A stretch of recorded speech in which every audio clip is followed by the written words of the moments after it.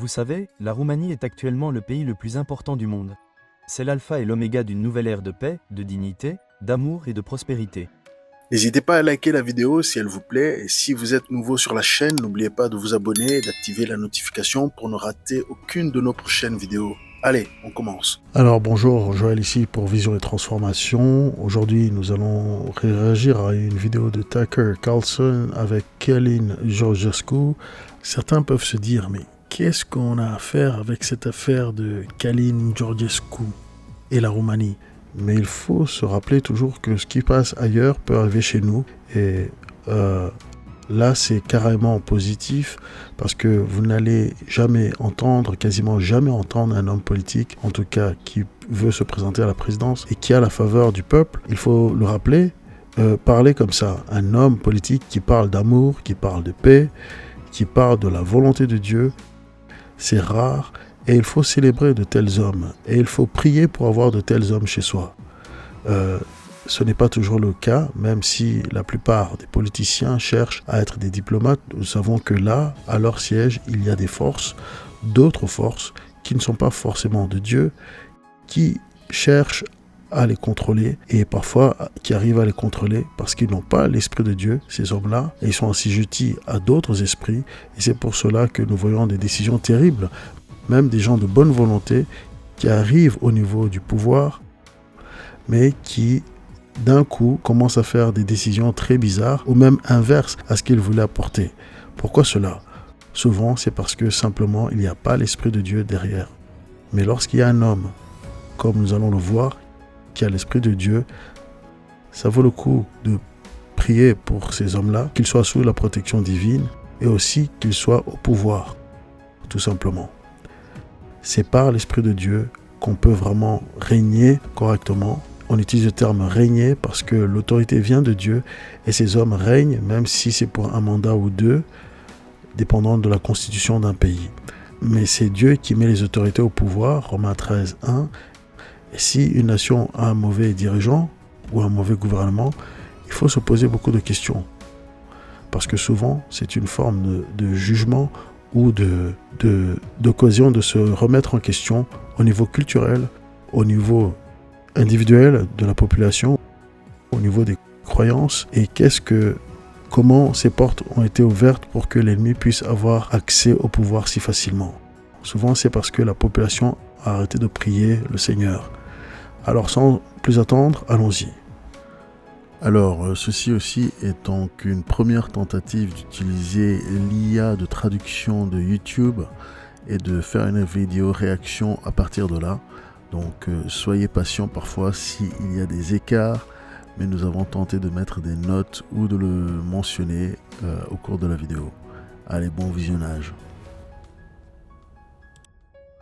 Tout d'abord, je tiens à préciser que toutes mes actions ne représentent rien d'autre qu'un sens du devoir désintéressé envers mon peuple, le peuple roumain. Et bien sûr, je nourris un rêve de liberté et de dignité pour le peuple roumain. J'ai été dénigré par les mondialistes qui contrôlent cette région comme une colonie. Il s'agit bien sûr du même groupe de renseignement, présent dans la région, ainsi que du groupe qui tente de détruire la campagne du président Trump. Ce n'était qu'un copier-coller de différents sujets, notamment celui d'être faussement accusé d'ingérence étrangère, notamment russe, tout comme le président Trump a été accusé par le passé. Néanmoins, il n'existe aucune preuve de cette ingérence étrangère. Je voulais simplement mentionner que tout le système roumain est coordonné et contrôlé par des ingérences étrangères. Avant ces élections, le pays était contrôlé par l'ancien secrétaire d'État américain Blinken et tous les haineux accents aigus aux conservateurs.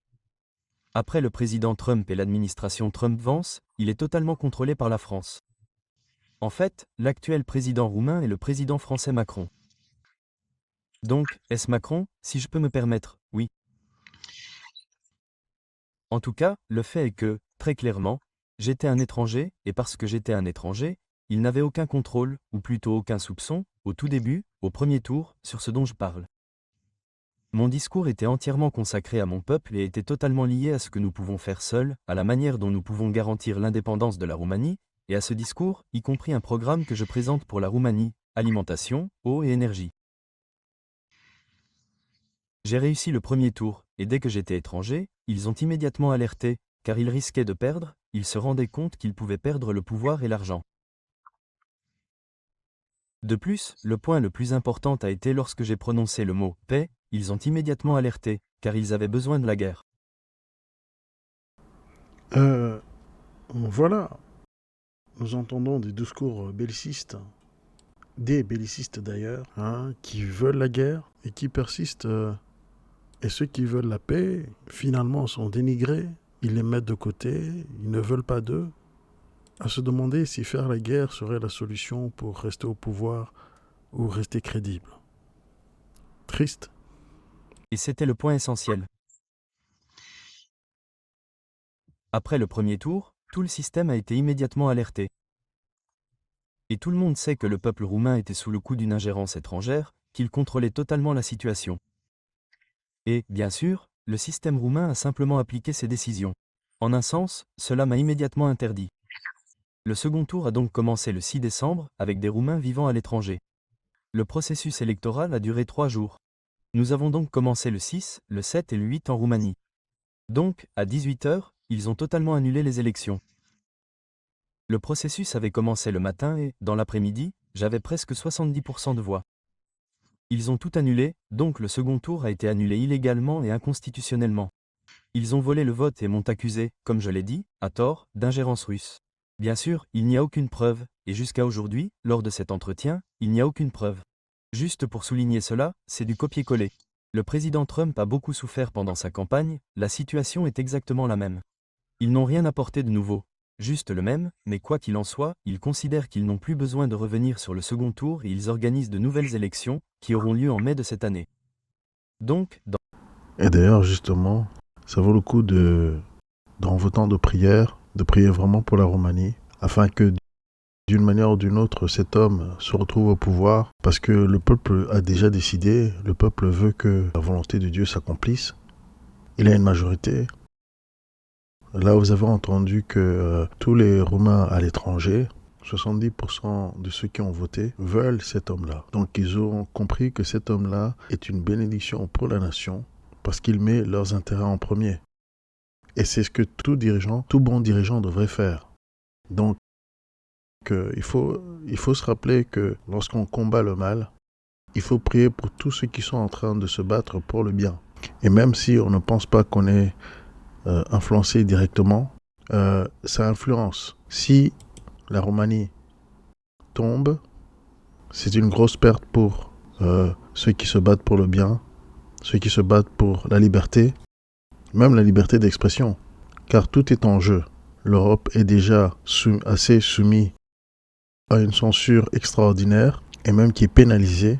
Regardez ce qui se passe en Angleterre, regardez ce qui se passe en Allemagne, et c'est en train d'arriver dans un pays proche de chez vous, ou même chez vous là en Europe. Et donc, c'est très sérieux cette affaire. Voilà pourquoi on insiste autant dans cette vidéo, parce qu'on veut voir nos enfants grandir, du moins si on sera en Europe, même si c'est là où Dieu nous veut pour l'instant. Donc on veut voir nos enfants grandir dans la paix, dans la liberté de penser, la liberté de louer, d'adorer, parce que ça fait partie aussi de la liberté d'expression. Je le rappelle, c'est la liberté qui permet à tout homme de s'exprimer, à toute personne de s'exprimer, y compris à son Dieu. Le diable est celui qui ne veut pas que l'on puisse prononcer la vérité. Pourquoi ? Parce qu'il perdrait. Il a besoin de l'ignorance des gens. Enfin, fermons la parenthèse. Donc, dans un mois, ce sera une autre fraude encore plus importante que les précédentes. Je tiens à être très clair. J'ai également déposé une demande pour les secondes élections. Il me bloque à nouveau et, pour l'instant, je n'ai légalement pas le droit de participer à une quelconque campagne pour la présidence de la Roumanie. Je tiens à vous évoquer le point le plus important qui les a alarmés, la paix. La paix et la liberté. En ce qui concerne le deuxième point, je tiens à préciser qu'ils craignent davantage une Roumanie libre que la guerre. Je tiens à être très clair. Le deuxième sujet le plus important au monde est la paix. De quelle paix s'agit-il ? Une paix véritable. Exactement comme le président Kennedy l'a déclaré en 1963 devant l'université américaine. C'était un discours fantastique et c'est aujourd'hui une réalité. Cette paix est celle qui rend la vie sur Terre heureuse, les enfants heureux, les familles heureuses, le bonheur en général. Aujourd'hui, en 1 ou 2 minutes, je peux vous dire qu'une personne sur 3 dit « j'ai faim », une personne sur 2 dit « j'ai soif », et presque tout le monde dit « j'ai peur ». C'est un point crucial pour les contrôler. La seule chose que nous devons craindre, c'est la peur elle-même, disait le président Roosevelt en 1933. Et c'est exactement la même chose aujourd'hui.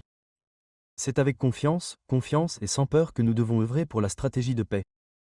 C'est le point le plus important, et je voudrais vous en poser un moi-même. Savez-vous combien la guerre a coûté? Mais savez-vous combien a coûté la paix? Combien a coûté? Parce que tout le monde parle de paix, mais elle n'est pas mise en œuvre. Donc, la seule chance, au sens propre du terme, que je vois, et c'était le point principal et important en Roumanie, comme je l'ai constaté. De plus, non seulement ce que j'ai dit moi-même, mais ce qu'ils vendent aux Roumains, c'est le président Trump. C'est la seule chance pour tous de parvenir à la paix et de revenir à la démocratie. Pas seulement aux États-Unis, partout. Et c'est aussi une chance pour l'Europe d'avoir le président Trump. Point final. C'est beaucoup pour une seule personne. Mais bien sûr, nous sommes ensemble. Et je tiens à vous dire que les citoyens américains ne sont pas les seuls à voter pour Trump. Les Roumains aussi. Parce que nous y pensons. Nous prions pour cela. Et nous pensons constamment à la présence du président Trump à ce poste, car sinon la situation pourrait être très critique, notamment en raison de notre volonté de paix. D'ailleurs, toute ma campagne s'est concentrée sur la paix et j'ai été accusé par les médias. Pourquoi je parle de paix? Parce qu'ils ont constamment besoin de guerre. Pourquoi toute cette campagne? J'ai parlé de paix, ils ont parlé de guerre. J'ai parlé de paix, ils ont parlé de guerre. Ils ne s'attendaient pas à ce que je remporte le premier tour, car j'avais parlé de paix et de la volonté de leur peuple. Bien sûr, pendant la campagne, ils ne m'ont demandé que la guerre, mais de façon permanente. Or, j'ai parlé de paix. Voilà donc ce qui a marqué toute la campagne, et bien sûr, un autre point très important, mon programme alimentation, eau et énergie. Je propose de changer le système économique roumain, basé, comme tous ceux qui connaissent l'idéologie hamiltonienne. Je souhaite créer une Roumanie hamiltonienne, totalement indépendante, capable de fournir une économie performante, mais dépendante uniquement de ses ressources naturelles et non de la dette. Oui. Alors, qu'est-ce qu'une économie hamiltonienne, d'après Grok? Une économie hamiltonienne fait référence à un système économique inspiré des idées d'Alexander Hamilton, l'un des pères fondateurs des États-Unis et premier secrétaire au Trésor. Ce modèle, développé à la fin du XVIIIe siècle, met l'accent sur l'intervention de l'État pour promouvoir le développement économique et l'industrialisation. Ses principales caractéristiques incluent le protectionnisme, c'est-à-dire la mise en place de tarifs douaniers pour protéger les industries naissantes contre la concurrence étrangère, favorisant ainsi le développement industriel local, le soutien à l'industrie, c'est-à-dire l'encouragement des manufactures et de l'innovation technologique par des subventions, des incitations ou des investissements publics, l'infrastructure nationale, donc les investissements dans les infrastructures, donc routes, canaux, ports, pour faciliter le commerce et l'intégration économique, les banques centrales, donc la création d'une banque nationale comme le First Bank of the United States pour stabiliser la monnaie, gérer la dette publique et fournir du crédit, productive, donc l'utilisation de la dette publique pour financer des projets d'infrastructure et de stimuler l'économie tout en renforçant la confiance dans le gouvernement. Ce système contrastait avec une vision plus agraire et décentralisée comme celle de Thomas Jefferson. L'économie hamiltonienne a joué un rôle clé dans la transformation des États-Unis en une puissance industrielle au XIXe siècle. Elle reste pertinente dans les débats sur le rôle de l'État dans l'économie, notamment dans les politiques de développement économique ou de protectionnisme. Finalement, c'est un peu ce que Trump essaie de faire avec les tarifs. Donc lui aussi, Georgescu, il veut faire cela dans la Roumanie. Donc continuons. Une économie performante, mais dépendante uniquement de ses ressources naturelles et non de la dette. Oui, c'était exactement la situation.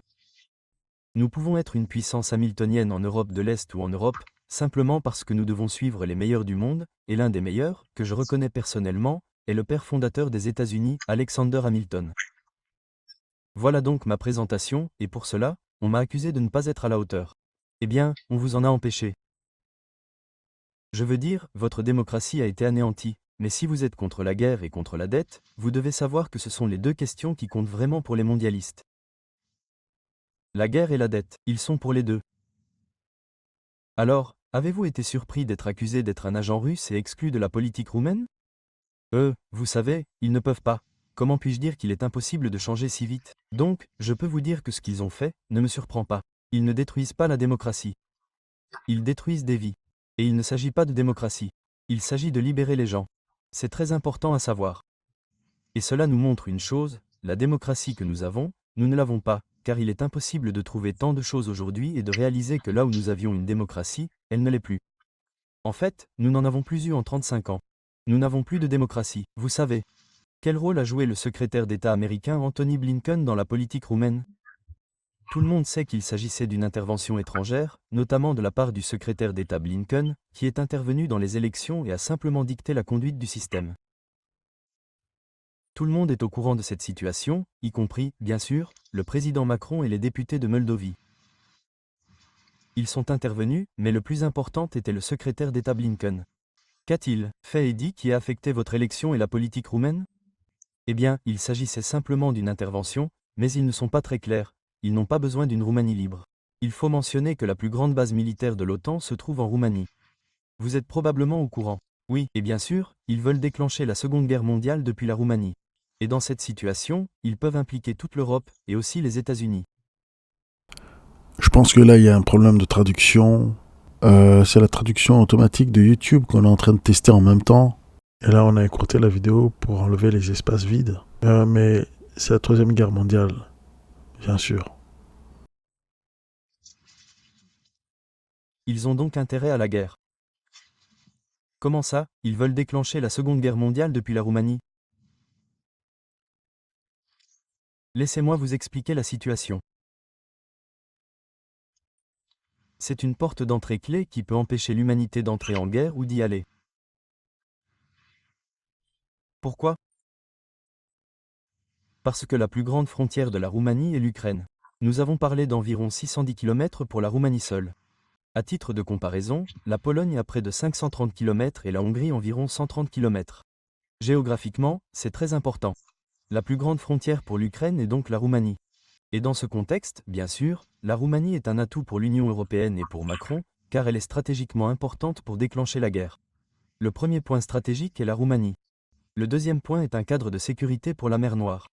Le troisième point est une influence régionale pour les Moldoviens sur la mer Noire, et c'est aussi un levier économique et énergétique, et ils le savent très bien. Ils veulent transformer l'OTAN en force offensive. Et nous savons pertinemment que l'OTAN est une organisation défensive. Et c'était mon argument depuis le début. Tout d'abord, j'ai dit que la guerre n'était pas notre affaire. Nous n'avons rien à faire. L'intérêt national réside dans les négociations diplomatiques et nous pouvons jouer un rôle de médiateur de paix en Roumanie. Ils n'aiment pas ça, car ils veulent, bien sûr, aborder beaucoup de sujets, même aujourd'hui, nous ne savons pas exactement lesquels, mais ils poussent à la guerre. Bien sûr, ma position était totalement opposée.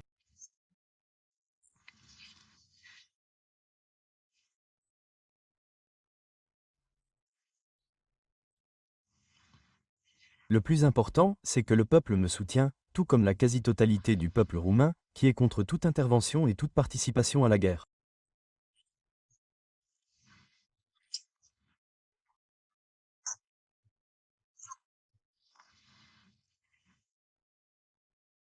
Ils connaissent ma position et, bien sûr, c'est pour cette raison qu'ils annulent immédiatement ma candidature afin de pouvoir présenter des candidats à la présidence. Même aujourd'hui, pendant que vous discutez, nous avons cette interview. Plus de 50% des électeurs sont de mon côté. Quelle est votre prochaine étape? Craignez-vous que ces mêmes forces tentent de vous mettre en prison? Eh bien, c'était un sujet. J'ai été arrêté pour excès de vitesse pendant près de 6 heures. J'ai presque 3 ou 4 dossiers. Mais vous savez, nous n'abandonnons pas et je suis sûr que, si les États-Unis veulent un pseudonyme, pas un vaisseau, un pseudonyme très fort, ils doivent soutenir les patriotes, notamment roumains, et les autres bureaucrates bruxellois. Nous sommes donc sûrs que tout peut changer en un jour. Aujourd'hui ou demain, cela arrivera. Vous savez, la Roumanie est actuellement le pays le plus important du monde. C'est l'alpha et l'oméga d'une nouvelle ère de paix, de dignité, d'amour et de prospérité. Je dis cela parce qu'il y a une frontière entre le bien et le mal, et cette frontière doit être étroite. Car fermer cette porte à la guerre signifie la paix. Ouvrir cette porte, comme je l'ai dit au début, c'est la guerre. Et nous n'avons pas à la supporter. Voici un homme qui connaît vraiment la valeur de son pays. Il ne passe pas à côté. Vraiment, il dit alpha et l'oméga. C'est grandiose, mais est-ce qu'il a tort? Face à une Europe donc l'Europe occidentale, qui veut la guerre, qui insiste pour la guerre, il n'a jamais vu les méfaits de la guerre. C'est que ceux qui ont été en guerre ou qui ont entendu les témoignages de proches qui ont été en guerre comprennent ces choses-là. Je sais de quoi je parle. La guerre, personne ne veut la guerre. Mais ces élites qui sont protégées, l'armée qui va pouvoir les protéger, vont se retrouver dans les bunkers si des bombes commencent à tomber partout. Eux, ils ne seront pas touchés. Pas eux ou leurs enfants qui vont aller en guerre. Là, pourquoi ils se permettent de faire cela? C'est triste, c'est vraiment triste. Voilà pourquoi nous devons vraiment prier pour que le Seigneur nous dirige. Et si la guerre venait, vraiment, il faudrait savoir comment faire. Les églises doivent même s'y préparer. Vous savez, la Roumanie est actuellement le pays le plus important du monde. C'est l'alpha et l'oméga d'une nouvelle ère de paix, de dignité, d'amour et de prospérité. Je dis cela parce qu'il y a une frontière entre le bien et le mal, et cette frontière doit être étroite. Car fermer cette porte à la guerre signifie la paix. Ouvrir cette porte, comme je l'ai dit au début, c'est la guerre. Et nous n'avons pas à la supporter. Je pense que cette guerre est une honte pour l'humanité. Et il n'y a aucune justification humaine rationnelle à la guerre, elle n'existe pas. Ce qu'ils n'aiment pas, c'est que si la Roumanie se libère, elle suivra les autres pays. Vous me comprenez? Oui. Donc, ils n'en ont pas besoin, ce sera une véritable cascade. D'accord. Et cela les terrifie qu'un pays, la Roumanie, soit libre. Mais ce sont nos valeurs que nous voulons partager. C'est notre drapeau que nous voulons partager avec les États-Unis et d'autres pays, la paix, la démocratie et la liberté. Nous ne baissons pas les bras. Ce sont nos valeurs et nous devons y aller sans détour. Même une situation qui semble compliquée aujourd'hui peut être changée en un jour, car nous sommes sur nos terres depuis des temps immémoriaux.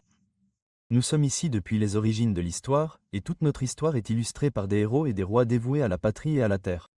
Le peuple roumain est un peuple courageux. C'est un peuple formidable. Et nous avons également discuté de cela, exactement comme Maga, rendre sa grandeur à l'Amérique. Nous avons dit, rendre sa grandeur à la Roumanie. Oui. Parce que nous croyons fermement en notre pouvoir. Nous croyons fermement en nous-mêmes. Nous croyons fermement que cette terre nous appartient, que nous avons reçue de Bruxelles ou d'autres pays. Nous recevons de Dieu, avec sa puissance d'amour. Nous avons confiance en Dieu. Nous misons sur les ressources énergétiques. Nous aimons nos familles. Nous croyons au christianisme et aux familles chrétiennes. Nous croyons en notre terre. Nous gagnerons donc tôt ou tard. Nous gagnerons. Bien sûr, c'est une question de temps. Et je comprends qu'on ne peut pas changer le système en une heure. C'est exactement ce que j'ai dit pendant la campagne. Je ne veux pas changer les gens. Je veux changer le système. Oui, et c'est pour cela qu'ils ont peur de moi et de ceux qui me soutiennent. Je ne reconnais donc qu'un seul partenaire important, les États-Unis, surtout avec la victoire de Trump, et le président Trump est notre garantie de pouvoir résoudre la situation en Europe. Il peut instaurer la paix partout, car je peux vous dire que le président Trump n'est pas seulement un leader aux États-Unis, mais aussi dans le monde. Un véritable leader sauve des vies et n'envoie pas des gens à la mort. Si nous le savons et si nous y croyons fermement, nous réussirons tôt ou tard. C'est pourquoi j'ai dit que la Roumanie est le pays le plus important du monde, et je sais pertinemment ce que je dis, car c'est précisément la clé pour fermer ou ouvrir une porte, pour déclencher la guerre, pour mettre fin à la guerre ou pour l'ouvrir. Nous pouvons donc jouer un rôle clé dans les négociations diplomatiques, notamment lorsque la communication est forte, et elle l'est vraiment entre les présidents Trump et Poutine. Nous le savons très bien. Si la communication est forte, nous trouverons un moyen de parvenir à la paix, car nous avons tout besoin de paix. Et il est incroyable qu'au troisième millénaire, une telle situation démontre à l'humanité entière que nous avons perdu le pouvoir le plus précieux que Dieu nous a donné pour l'amour de l'être humain. Bien sûr, il faut tout négocier très clairement, mais plus encore, il faut comprendre notre humanité. Et nous en sommes là aujourd'hui. Nous devons comprendre par notre conscience notre humanité et ne pas la perdre. Vous me demandez comment ils ont tué la démocratie? Laissez-moi vous donner un exemple.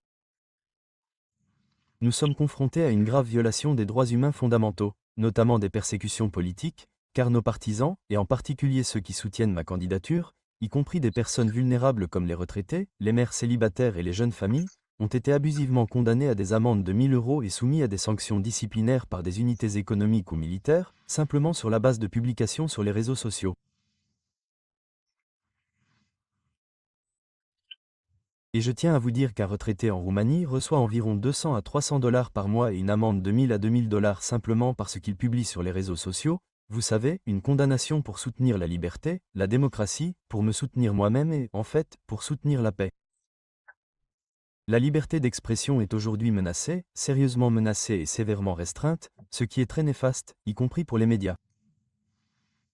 Il faut se rendre compte, pour ceux qui n'ont pas fait le calcul, si tu reçois 200 € par mois, retraite ou même de salaire, et qu'on te dit 1000 € ou 2000 €, ça fait 6 mois de salaire, non, 5 mois de salaire à 10 mois de salaire d'amende. Tu vivrais avec quoi? Si tu reçois 300, ça fait 3 mois et demi à 7 mois de salaire. C'est pour museler le peuple. Mais bon, Dieu, lui, il entend. Des personnalités importantes sont bloquées sur les réseaux sociaux, quel que soit leur choix.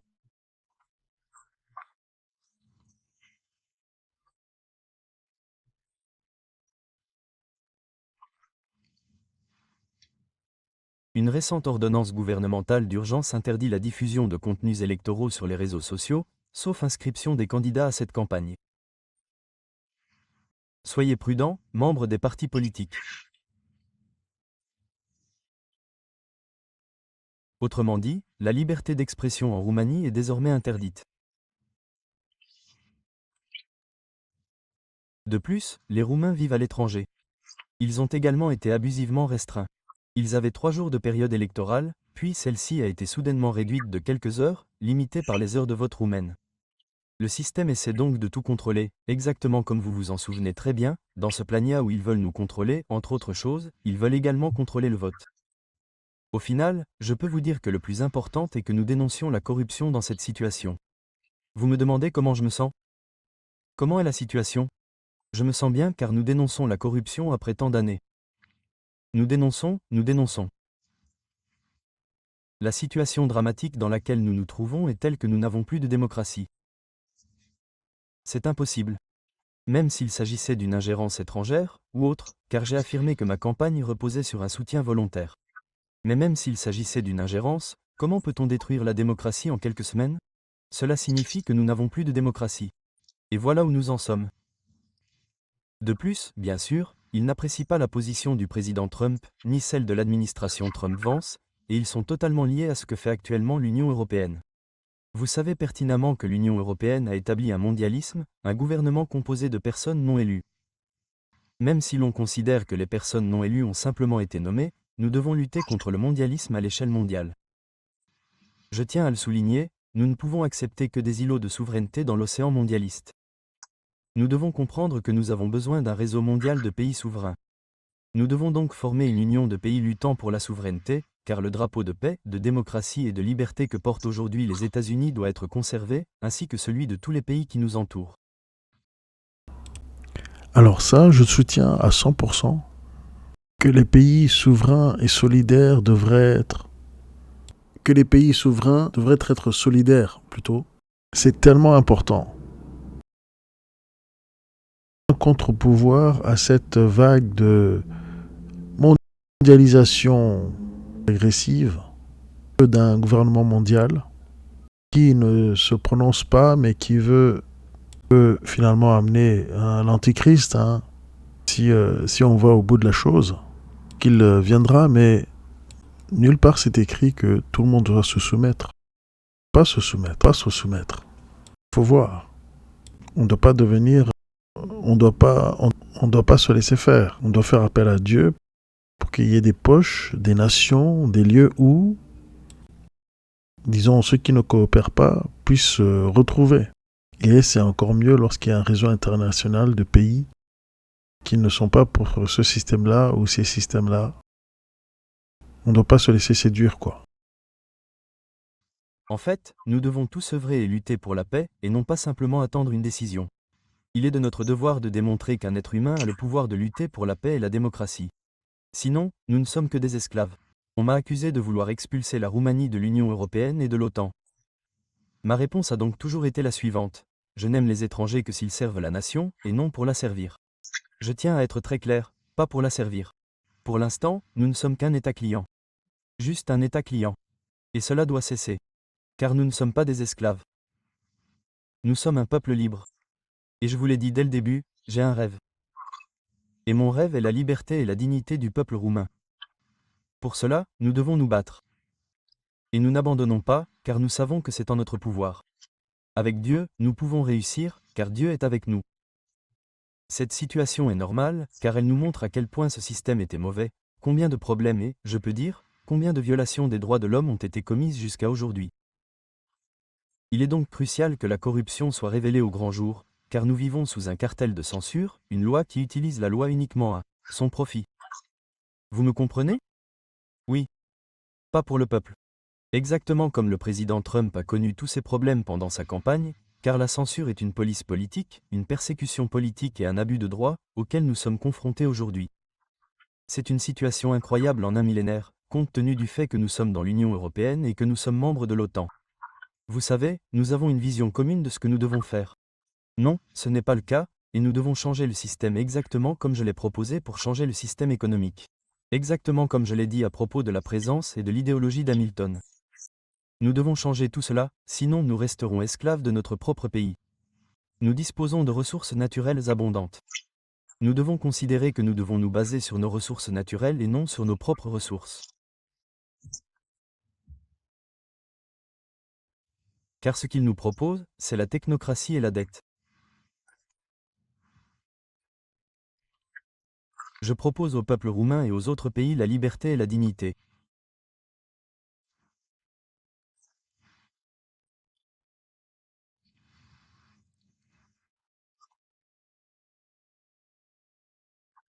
C'est ce que j'offre à la place de la technocratie, et ils préfèrent cela, car ils maltraitent tous ces gens depuis tant d'années et, comme je l'ai dit, ils ont peur d'un pays libre comme la Roumanie.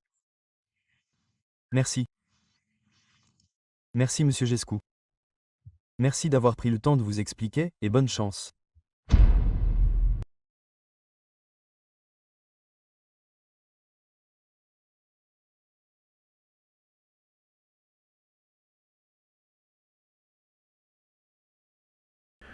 Bon, écoutez, ça c'est la vidéo dont je vous parlais l'autre jour, dans la vidéo Liberté d'expression en danger. Vous voyez à quel point un pays peut tomber et à quel point l'ingérence peut se faire par ceux qui amènent soi-disant la liberté, la démocratie. Sous le nom de démocratie, maintenant, nous avons des systèmes totalitaires par des non-élus, par des corrompus qui vont au pouvoir et qui ne sont pas élus, hein. L'Union européenne, tant que je sache, oui, il y a des députés et consorts, mais à la présidence, qui les choisit? Est-ce que ce sont les populations européennes? Il faut voir. Donc, qu'en est-il réellement de l'Europe? Est-ce que l'Europe n'est pas en train de devenir carrément un lieu où le mal va s'exprimer? Un lieu où tout ce qui est juste, tout ce qui est moral, tout ce qui est libre, ne sera plus possible. Un lieu où la vérité n'est pas représentée. Un lieu qui a perdu son héritage judéo-chrétien. Vous qui êtes en Europe, qui nous suivez, je vous demande de prier sérieusement pour vos pays, vos dirigeants. Je ne dis pas qu'il faut les maudire, mais il faut prier afin que l'Esprit de Dieu atteigne leur cœur. Nous devons prier pour les autorités parce que si nous voulons la paix là où nous sommes, c'est ce que nous devons faire. Romains 13, 1 à 5. Ne pensons pas que parce que ce pays est loin de chez nous, que ça ne peut pas arriver chez nous. Les Ukrainiens ne pensaient pas que la Russie pouvait les attaquer. Je suis sûr que les Roumains ne pensaient pas que leurs droits pouvaient être bafoués à ce point. Enfin, peut-être que si, qu'ils ont été dans le système soviétique auparavant et tout ça. Mais l'Occident aussi est très attaqué spirituellement. Numéro 1, l'Occident est très attaqué. Si l'Église ne se lève pas, si l'Église n'agit pas comme elle doit agir, qu'est-ce qu'on peut espérer? Qu'est-ce qu'on peut espérer? C'est vrai qu'il ne faut pas être défaitiste non plus. Je parlais à des personnes qui disaient « Ah, il ne faut pas penser à la fin du monde. » En soi, ça ne sera pas la fin du monde. La fin du monde ne viendra pas. C'est Dieu qui détient la fin du monde. C'est lui qui aura le jugement final. Mais comment alors nous allons faire pour nos enfants? Voilà pourquoi il ne faut pas se taire. Voilà pourquoi nous faisons ces vidéos. Nous habitons ici, en Europe, en Belgique, pour moi. Et je suis là à me dire, mais si je me tais, qui d'autre va parler? Il faut parler, il faut prier, il faut agir, il faut partager. Et c'est un combat spirituel avant tout. Il ne faut pas se dire, ah, c'est chez les autres, ça ne viendra pas chez nous. Non, ça c'est un mensonge. C'est déjà chez nous. Nous sommes en Europe. Et en Afrique, nous avons déjà vécu ce genre de choses où c'est dictature après dictature. La liberté d'expression, elle est aussi censurée là-bas. Là-bas, il y a la censure. Et c'est ça qui empêche le développement. Parce que toute personne qui a une bonne idée, qui a des idées, qui veut amener la réforme, ils sont matés. Voilà aussi pourquoi les choses parfois n'avancent pas si vite. Il y a les problèmes de jalousie et consorts. Mais ici en Europe, c'est pas ça. Enfin, c'est pas ça. C'est différent, mais c'est une autre facette du même problème. Ici, il y a le développement. Il y a beaucoup de misère morale, beaucoup de difficultés au niveau spirituel. Il y a beaucoup de dépression. Il y a beaucoup de gens qui sont sur les antidépresseurs. Pourquoi? Parce que les gens ne vivent pas dans la vérité. Ils s'abusent eux-mêmes. Ils font des actes qui les amènent à la destruction. Et ils embrassent des politiques qui pourrissent leur vie sans le savoir. Sans la liberté d'expression, on ne peut pas en parler. Alors, beaucoup de gens vont mourir. Mais qui va se plaire à la mort de ces gens? C'est le diable lui-même. Allez, à très bientôt. Que pensez-vous de cette vidéo? Est-ce que vous êtes d'accord? Est-ce que vous n'êtes pas d'accord? Ou est-ce que vous voyez les choses autrement? Ou si vous avez reçu autre chose qui va avec ce message? Laissez un commentaire. Si cette vidéo vous interpelle, si cette vidéo vous parle, laissez un commentaire. Partagez vos rêves, vos expériences de mort imminente, vos expériences spirituelles à l'adresse ci-dessous, visiontransformation.info@gmail.com. Nous connaissons en partie, nous prophétisons en partie, donc plus nous en savons et mieux nous marchons. Vous pouvez désormais soutenir la chaîne via PayPal ou en nous achetant un café. Les détails sont dans la description.